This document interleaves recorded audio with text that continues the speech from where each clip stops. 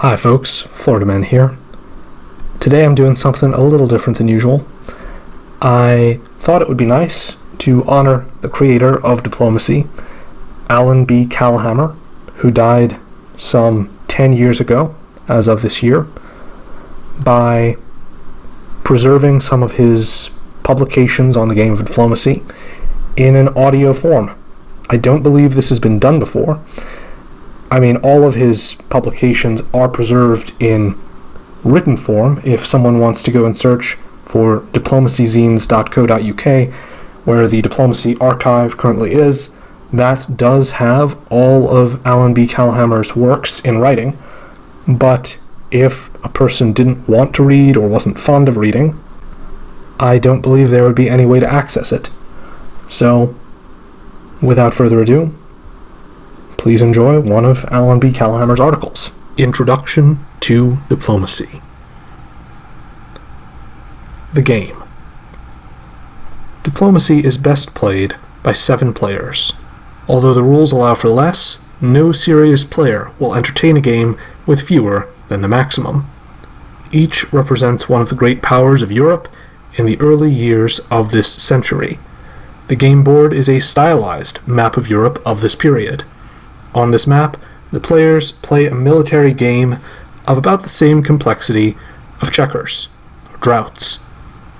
Although only one player can win, and must defeat all the others to do so, it is to the advantage of each player to cooperate with other players from time to time throughout the game.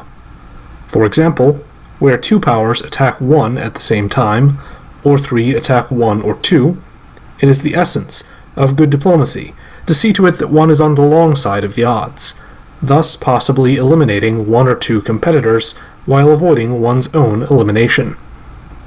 These important matters, and many others, may be determined in the negotiating sessions, which are held before each period of play in the game. The players negotiate, usually in pairs, but also in other groupings, as they choose, changing combinations frequently during a single session. During these negotiations, they may say anything they wish, and nothing said is binding. At the close of a session, which according to the official rules lasts 30 minutes before the first play and 15 minutes before each play thereafter, the players come to the board and each orders moves with all his pieces. These orders are written down and then all exposed at once. Thus there is no order of play. All the armies and fleets seem to move together, each ignorant of the orders given by the other countries. Conflicts are resolved in some order or other, but the correct resolution does not depend upon this order. 34 of the spaces on the board, well distributed over its surface, are called supply centers. A power may have 1 army or 1 fleet for each supply center it controls. At the start, each power has 3 supply centers and 3 units, armies or fleets, except Russia, which has 4. 12 more centers are not occupied by any great power at the start. As these are occupied during play, a great power tends to control an average of about 5 supply centers and 5 units. Thereafter, further expansion can be achieved only by occupying supply centers at the expense of some other power. The number of units in play cannot exceed 34. If a power establishes occupation of 18 supply centers, which is just over half, that player wins the game. The game may also be ended beforehand, with all surviving players sharing equally in a draw. Anyone who loses all his pieces and supply centers is eliminated out of the game. Pieces move only 1 space at a time, armies on land only, fleets in the water or in the coastal spaces of the land. 2 pieces ordered to the same space do not move. 2 ordered to trade places do not move. If one is ordered to hold and another attacks it, the attacker does not move. One following another which is prevented from moving does not move. These results follow logically from equality of force, possessor's rights, and so forth. These results are called standoffs. If 2 or more units could move to the same space, 1 or more may give up their moves in order to lend their strength to another. Thus, given the set of orders, Army Brest to Picardy, Fleet English Channel supports Army Brest to Picardy, The army advances on Picardy with strength of 2. A single unit in Picardy, whether ordered to hold or to go to Brest or English Channel, will be dislodged by the move Brest to Picardy and must retreat. The retreat is made after all the orders have been acted upon, and may not be to an occupied space, or to the space the attacker came from, or to a space empty due to a standoff on the move. However, Picardy would be held if the defender could properly order Fleet Picardy holds, Army Burgundy supports Picardy, or Fleet Picardy to Brest, Fleet Gascony supports Picardy to Brest. Also, Picardy would be held on the order Fleet Picardy holds, Fleet North Sea to English Channel. The Channel Fleet, though ordered to support, turns to face its attacker. The support is thus invalid and is said to be cut. If, however, in addition, another fleet attacked North Sea, the support still would be cut, for an attack does not cut another attack, which thus does not lose its power to cut a support. Thus, nearby pieces may sometimes affect a struggle, and sometimes not, more likely the closer they are to the critical point. Few things are more important than supply centers, since if you lose one, you must remove a piece. Of course, you remove the one which is doing you the least good, but still it will in general be much worse to lose a piece altogether than simply to have one stood off or driven back. Also, the loss of a supply center permits a hostile opponent to raise a piece. The first move is called Spring 1901, the second Autumn or Fall 1901, the third Spring 1902, and so forth. A player's number of pieces is adjusted to equal his number of supply centers only after an autumn move. Once a power occupies a center, it belongs to that power until another power occupies it. Dodging into it in the spring and out in the autumn is, however, not occupation. A piece must be present at the conclusion of the autumn move to establish occupation. Because of this rule, surprise attacks are usually planned so as to capture their first supply center or centers in the autumn. Play in the spring can be a little looser, sometimes aiming primarily at taking up a forward position, and sometimes sacrificing a supply center for position, where the player is sure he can pick the center back up in the autumn. In the autumn campaign, the pieces tend to go all out to attack or defend supply centers. A lively feature of diplomacy tactics is the guessing game, which occurs frequently. To give a very simple example, suppose Tunis and Naples are both in Italian hands. Suppose Italy has a fleet in the Tyrrhenian Sea, and Turkey has one in the Ionian Sea. Now, if both fleets are ordered to Naples, or both to Tunis, neither will move. Thus Italy will have defended his supply centers, although the guessing game will repeat itself on the next move unless something else has happened to intervene. If, however, Turkey orders to Naples and Italy to Tunis, or vice versa, both fleets will move, and Turkey will win one supply center from Italy. Although each side has just one fleet in this action, Italy has the disadvantage because both of the supply centers under fire are his own. These guessing games can become much more complicated, involving supported attacks, and sometimes involving more than two plausible sets of orders for one or both sides. Diplomacy pioneered the introduction of the concept of simultaneous moves, as well as the use of unstructured negotiations, permitted deception, independent parties, asymmetrical starting positions, conflict on a continental scale, and significant weight given to both land and sea forces. Some players do not appreciate the large scale on which the events portrayed in diplomacy are presumed to be taking place.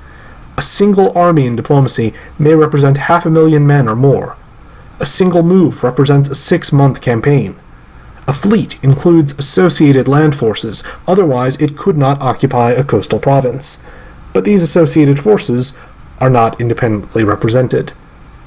When two armies stand each other off over a province which is occupied by a third army, we cannot assume that the third army will be ground up between them, because we are talking about a 6-month campaign over a large area in which a 3-cornered contest could hardly occur without a little diplomacy in the field.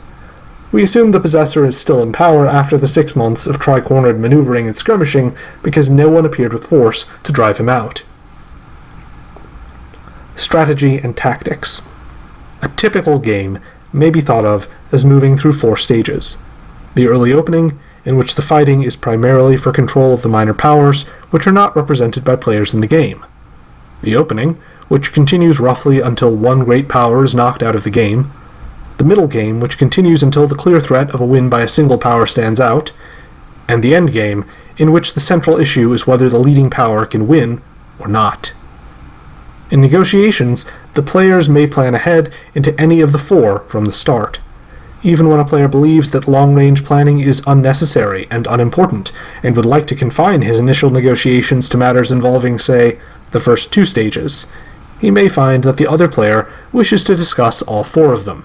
Thus, in order to obtain a satisfactory short-term agreement, the player should be prepared to discuss cooperation throughout all four stages, even though he does not expect the game to develop that predictably. The early opening. Most players begin the game trying to establish occupation of the undefended supply centers first.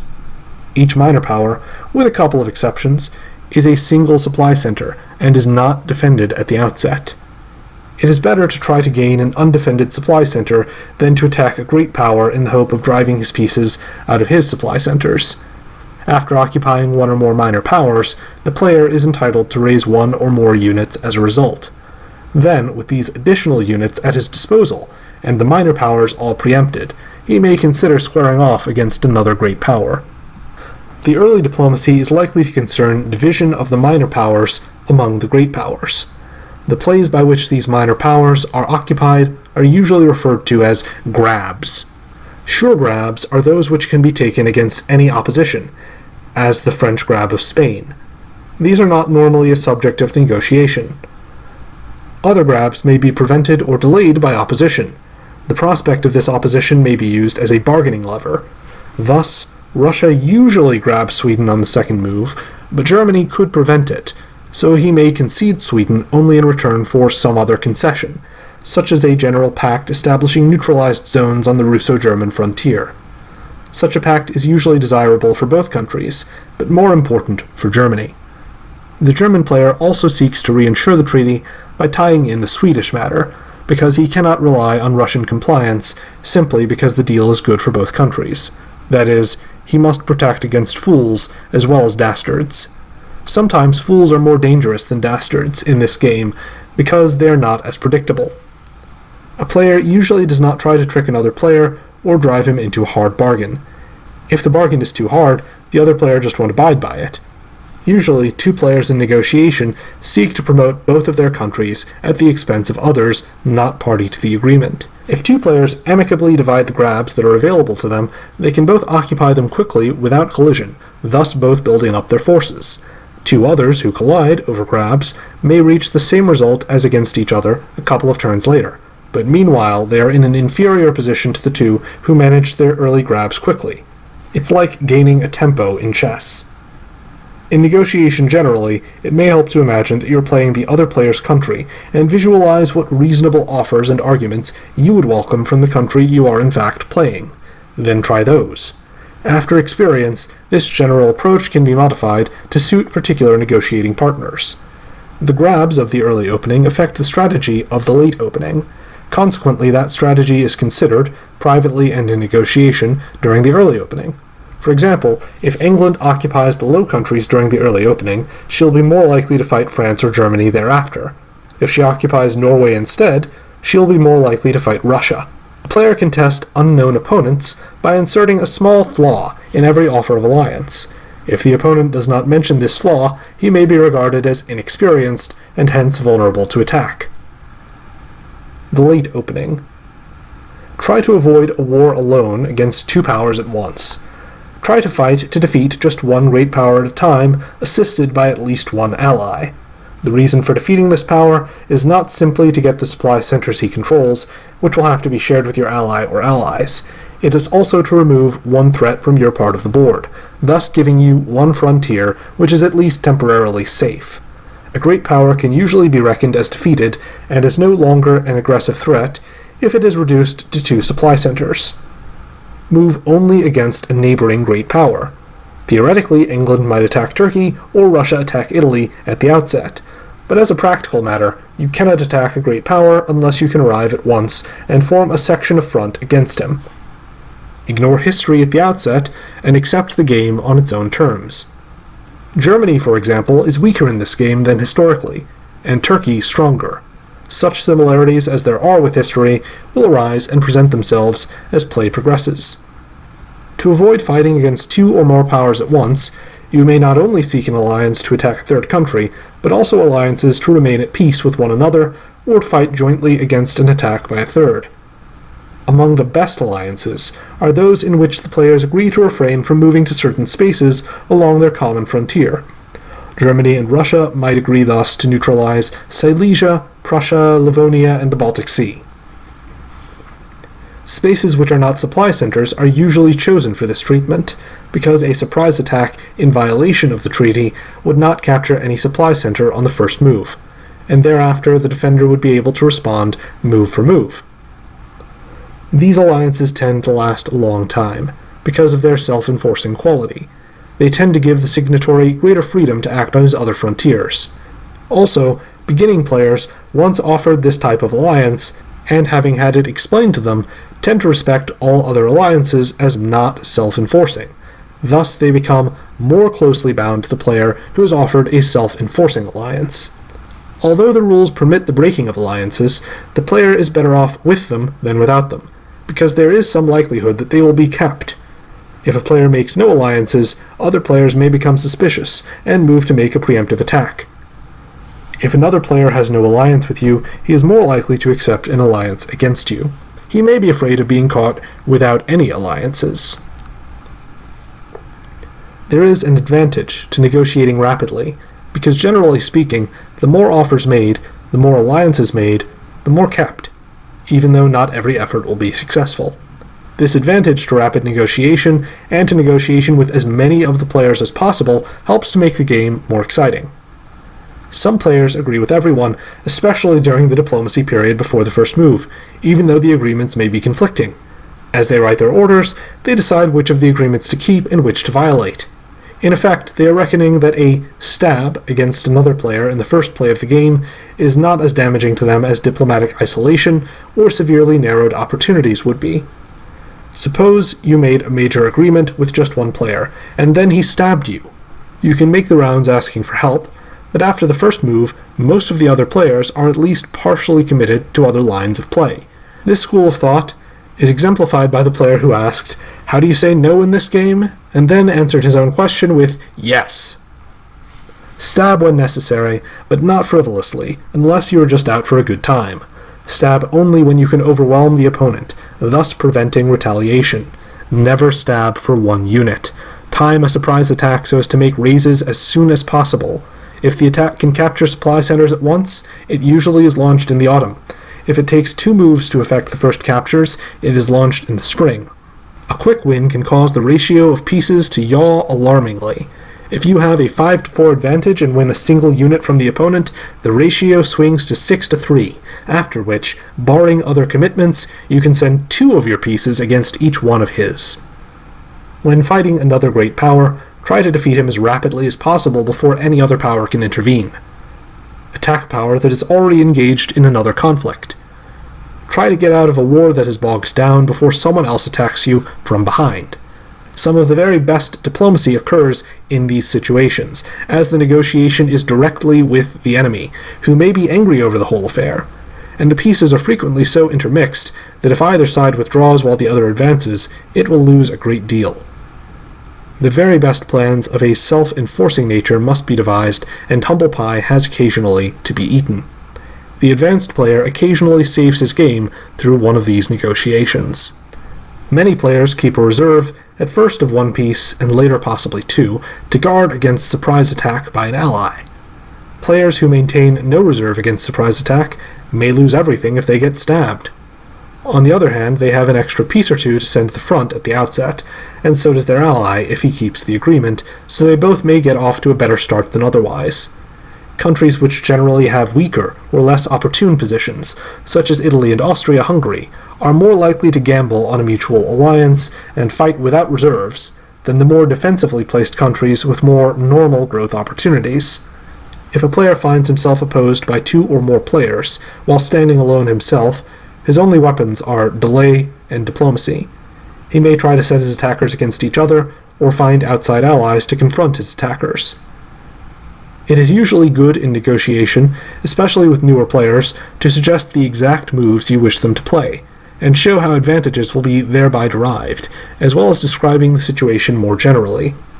It is frequently of great importance that the player make the proper raises.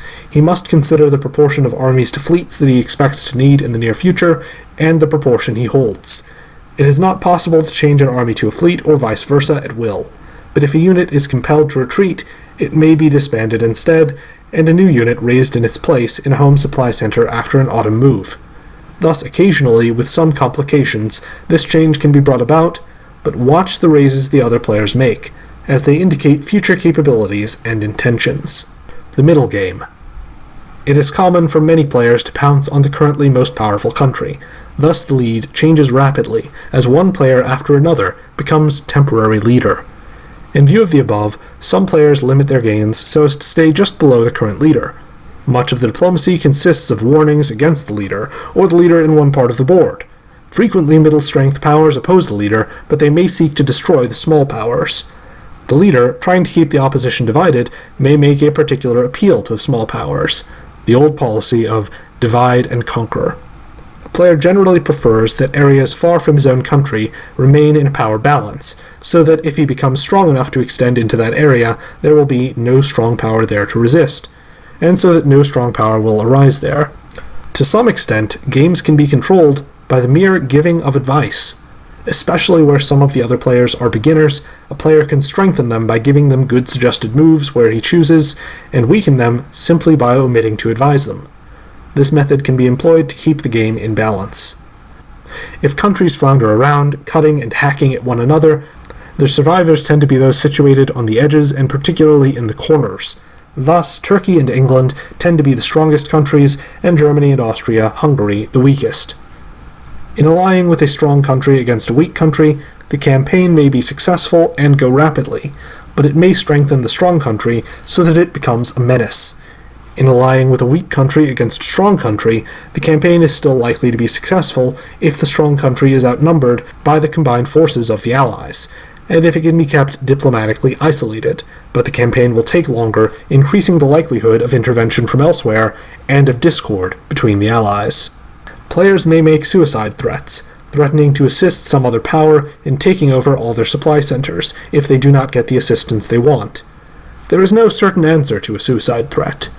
Various possibilities include claiming that you ignore all such threats as a matter of policy, claiming that they are unethical because in effect they join two games together, that is, the player commits suicide in this game in order to give his word more weight in some future game, arguing that the player should throw supply centers to you instead, for whatever reasons present themselves, or to a weak power rather than a strong power, and alerting the other players that one player is about to get much stronger than one would suppose from looking at the position. The pieces tend to advance in fronts.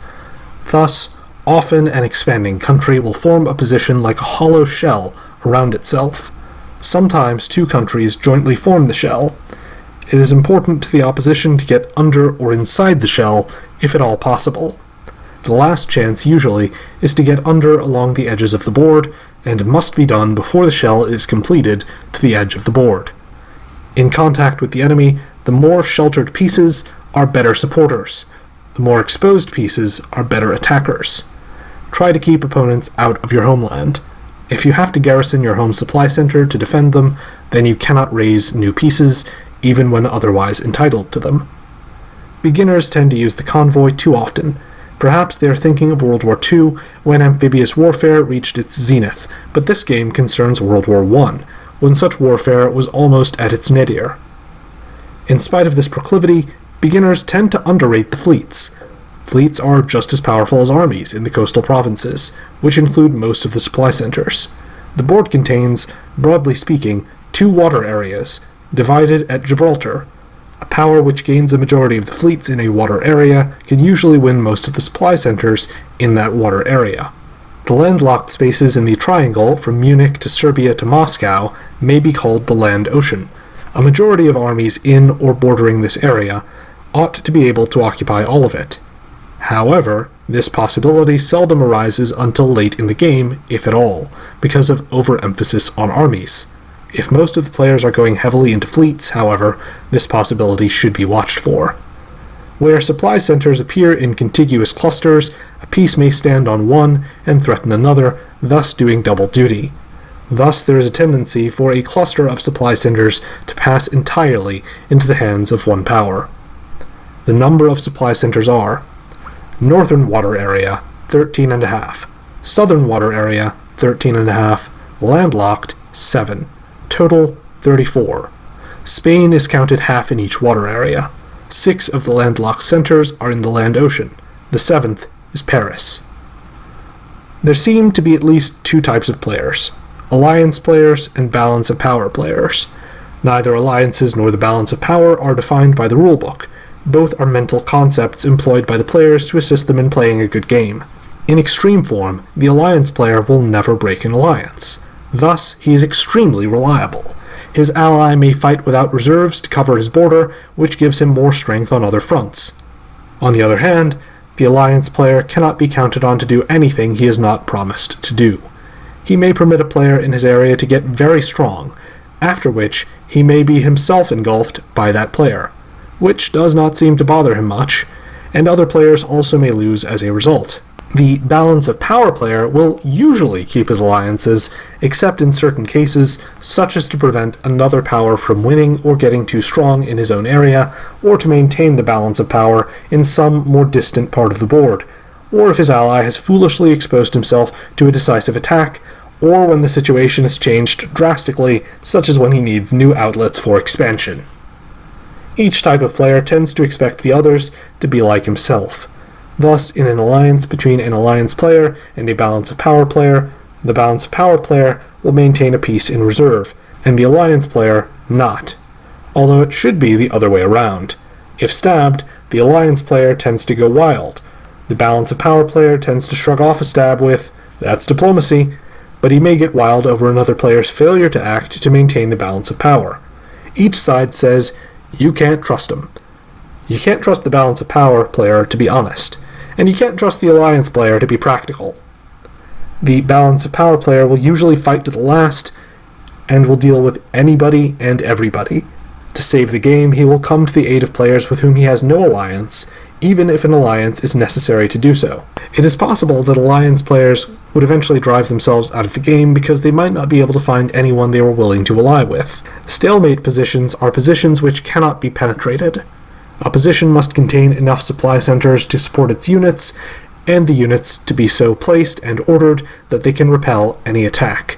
Overwhelming numbers mean nothing against a stalemate position, because there is not enough space in the lines to get all the attackers into action. These positions are generally useless against a single large power, because it could gain 18 units outside the position, thus winning the game. Against 2 large powers, however, small powers could combine and hold a position. The large powers would then have to concede a draw or fall out with one another, after which opportunities might arise for some of the smaller powers. Where 2 or more powers join to form a stalemate position, however, they tend to form a hollow shell in which the temptation to stab arises. A single power may take up a stalemate position for reasons of safety and then try to advance to another, larger stalemate position. The endgame. 2 large powers may attempt to advance in alliance against the others, instead of falling out over the leadership. If between them they have 18 units, they have good chances because all the opponents united can only muster 16. They may agree in advance to stage a 2-way draw with 17 supply centers each, or they may agree to limit themselves to a specified 17 centers each, the first to achieve these centers to spill over into the other sphere at that time and win, or they may arrange spheres of 15 centers or so between them, with the remaining 4 as a free fire zone. Against 2 big powers advancing together, the resistance may play so as to block one and let the other advance a little, then turn the lesser against the greater by pointing out that if they don't fall out, the greater will surely win. Some players believe that a 3-power game tends almost certainly to draw. Therefore, when they have a strong position, they try to keep the game at 4 or 5 parties while seeking a winning position. How fast can the leader go on to a win? Leader's units, 9. Units leader requires, 9. Ratio, 1.0. Leader's units, 10. Units leader requires, 8. Ratio, 1.2. Leader's units, 11. Units leader requires, 7. Ratio, 1.6. Leader's units 12. Units leader requires 6, ratio 2.0. Leader's units 13. Units leader requires 5, ratio 2.6. Leader's units 14. Units leader requires 4, ratio 3.5. Leader's units 15. Units leader requires 3, ratio 5.0. Leader's units 16. Units leader requires 2, ratio 8.0. Leader's units 17. Units leader requires 1, ratio 17.0. We note that at 9 units, the leader has on the average just 1 unit to send out to seek each supply center needed, while the target centers in general will be defended each by 1 unit, since they each support 1 unit. At 12 units, however, the attacker may send an average of 2 units against each supply center he needs to win. At 14 units, 3 1/2 units on the average. Thus, the endgame rush is likely to be on at 14 units and possibly at 12, but not likely at 9. The remaining powers thus should go over to a last-ditch stand basis when the leader arrives somewhere around 14 units. The last battle may be dragged out by the narrowness of the front, which usually prevents either side getting all its pieces into the battle. During the last battle, the smaller powers will try to reckon almost as if they were one country. They will try to ignore minor stabs committed by one upon another. They will usually offer a draw. During the last battle, the leader really has nothing to offer, so he may as well offer anything. He will offer second place and survival, 2 concepts not defined by the rulebook, but which salve the ego for some of the players. He may tell the smallest opponents that the others are conspiring to knock them out to reduce the number of sharers in the draw. If they believe they will lose no matter what, they will usually attack the parties they believe to have been the most perfidious. In general, when a big power deals with a little one, he does not fear retaliation as much, and if he has decided to knock out the smaller power anyway, he will offer him almost anything just to confuse him, in order to knock him out faster. Offers of second place, survival, and the like are objected to on the ground that they are anti-competitive and detract from the last battle, giving the game to the big power. However, these concepts create secondary goals, which alleviate this situation in which 6 of the 7 players lose. However, a 3-way or 4-way draw also alleviates the situation, as 3 or 4 of 7 share. This result is about the same as in 2-person games, 6 play and 3 win. Evolution of style. Different groups, like different players, will develop different styles of play, including different attitudes towards alliances, stabs, second place, and the like. A new player may be at something of a disadvantage until he learns something of the philosophies of the other players. When 2 or more playing philosophies clash in the same game, the better does not necessarily drive out the worse, since there may be more players present who follow the worse policy, or for other reasons. Occasionally, in such a game, the philosophies themselves become issues because of the way they are affecting the trend of the game. While different groups will develop differently, one possible evolution will be described here. On what we choose to call the first-level world system, the players cut and hack at one another, pursuing small and short-term objectives. Experience has shown that the usual result is poor games for the center powers and good games for the edge powers, especially the corner powers. Thus the countries fall into roughly the following order of strength, strongest first: Turkey, England, France, Italy, Russia, Austria-Hungary, Germany. Occasionally among beginners, Russia appears much stronger than in the above list, usually fading after a while. England and Turkey are also aided by water defenses. Thus, a power becomes strong on the continent by building up his armies, after which it turns to England or Turkey but does not have the fleets to defeat those countries. If those defensive countries just survive long enough, they usually find opportunities to advance. If some power prepares an armada to attack England, more commonly than Turkey for various reasons, then that power may accumulate several supply centers without an adequate force to defend them from landward attack, a condition that may invite the aggression of some neighboring power which is concentrated on armies. The English player, of course, having seen the armada in preparation, will call attention to these opportunities. Once the minor powers have been absorbed, in any fairly typical way, the great powers will tend to border one another in 12 pairs. We can now see one characteristic which correlates well between the board position and the list of countries in order of strength. The more neighbors a power has, the weaker it is. Turkey has 2 neighbors, England, France, and Italy 3, Russia and Austria-Hungary 4, and Germany 5. Experience in the cut and hack games has led to what we call the second-level world system, in which a few of the more obvious and necessary dual arrangements are made. The most important is the German-Austrian agreement, in which they usually pledge not to move any pieces to Tyrolia, Bohemia, or Silesia. These two countries are very likely to collapse if they fight each other, because of their many predatory neighbors. The same considerations usually lead to a German-Russian agreement, neutralizing Silesia, Prussia, Livonia, and the Baltic. Russia and Austria sometimes agree to neutralize Galicia. Experience has shown that if Italy attacks Austria-Hungary at the start, Austria-Hungary is likely to collapse, considering that she usually is in friction with Turkey and Russia over the Balkans as well. However, experience also indicates that after Austria-Hungary is divided among Italy, Russia, and Turkey, Turkey is the most likely to gain control over the whole area. Italy usually gets 2 armies east of the Adriatic, where they cannot stand up to perhaps 4 Turkish armies. If Turkey gains the Balkans and the home territory of Austria-Hungary, she goes up to 10 units. Consequently, it is more usual for the Italian player to use Austria-Hungary as a bulwark against Turkey. England and France typically neutralize the English Channel, at least until the early grabs are completed. Though the second-level world system greatly improves the chances of the center powers, England and Turkey remain the greatest threats in their respective parts of the board. The Wicked Witch of the North and the Wicked Witch of the South. However, the typical second-level agreements do not involve either England or Turkey except in one case. Hence, they are consistent with the third-level world system, which amounts to organizing everyone at the start to attack the 2 Wicked Witches. Using the neutralization agreements of the second level, the players involved agree to continue with attacks on those 2 countries. Germany, France, and Russia pledge to raise northern fleets. Austria and Russia may agree to partition the Balkans between themselves.